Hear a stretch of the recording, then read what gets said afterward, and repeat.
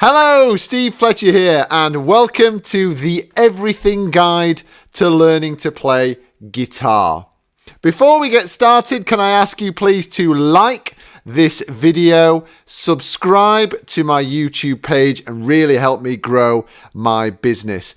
Also, if you've got time, head over to FletcherSteve.com, where you'll find a multitude of resources constantly being updated to assist you with your day-to-day guitar playing needs.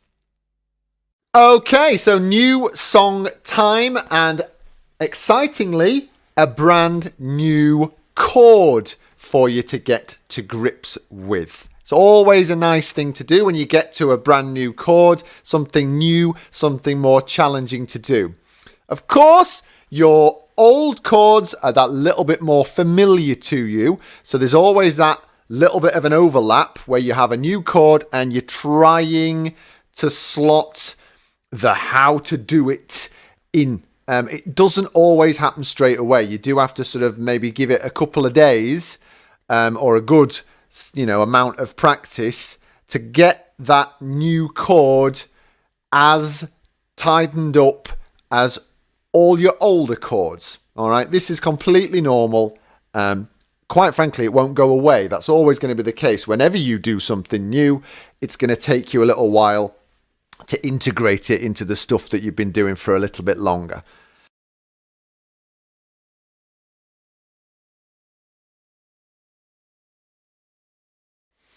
Next, we've got the A7SUS4, the amazingly named A7SUS4. Once again, we've got this 3 and 4 finger shape. So I'm going to start there. 3 is on string 2, fret 3, and 4 is on string 1, fret 3. That's going to stay there for this chord and the next one.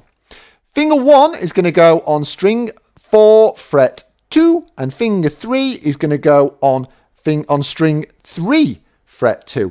Looks very similar to an E minor 7, which of course is there. A7 suspended 4. Okay, the amazingly named A7 suspended 4.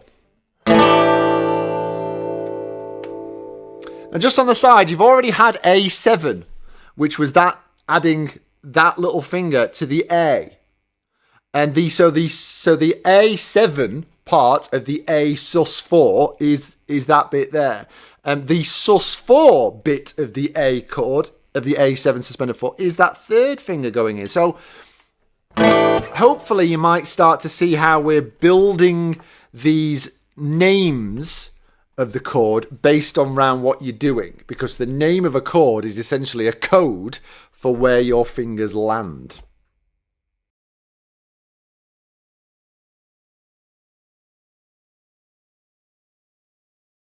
Now, A7 suspended 4 is very closely followed by the D suspended 4. And again, we've got this shape of fingers 3 and 4. All we're going to add to that is finger 1 is going on string 3, fret 2. And finger 2 is going on string 1, fret 2. Now, when we do a D suspended 4, this note is what we're hearing on string 1. So in fact, finger number 2 is actually an extra that we don't really need. The reason I ask you to put it on there is because sometimes you will go to D suspended 4 from D. So you'll get that D shape, D sus4, D shape, D sus4. So you might as well get used to having that second finger on there in the D sus4, because it will just become more useful later on.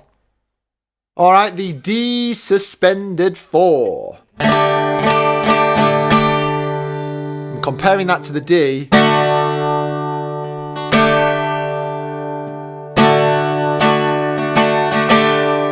some lovely stuff you can do with that.